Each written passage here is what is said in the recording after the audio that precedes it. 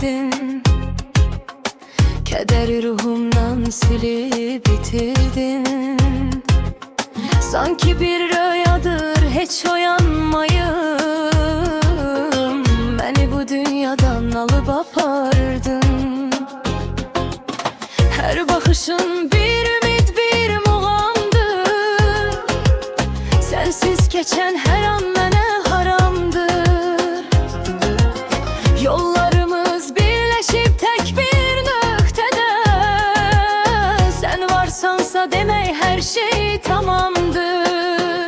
Məhəbbət gözündə gördüyün nurdur. Məhəbbət səninlə tapdığım huzurdur. Dünya fırlansa da öz oxu üstə.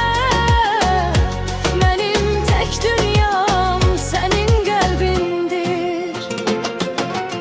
Sən mənim nəfəsim, sən mənimsən. Gözümdeki yaş yok, təbəssümüm sen. Tanrının bəxşetdiyi en güzel payım. Bu sevgi yolunda tek hemdemim sen. Ulduzları sorsan adını değer. Küləklər eşkini qəlbimə yer. Seni sevmək üçün geldim cahana. Bircə gülüşümün ömrə dəyər. Elim elindədir, qorxum yox daha.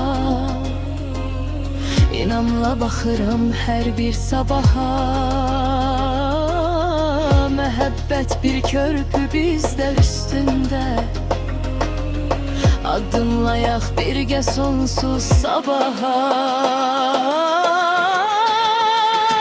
Məhəbbət gözündə gördüyüm nurdur. Məhəbbət səninlə tapdığım huzurdur. Dünya fırlansa da öz oxu üstə. Mənim tək dünyam sənin qəlbindir. Benim məhəbbətim, sönmeyen ateşim. Seni sevirəm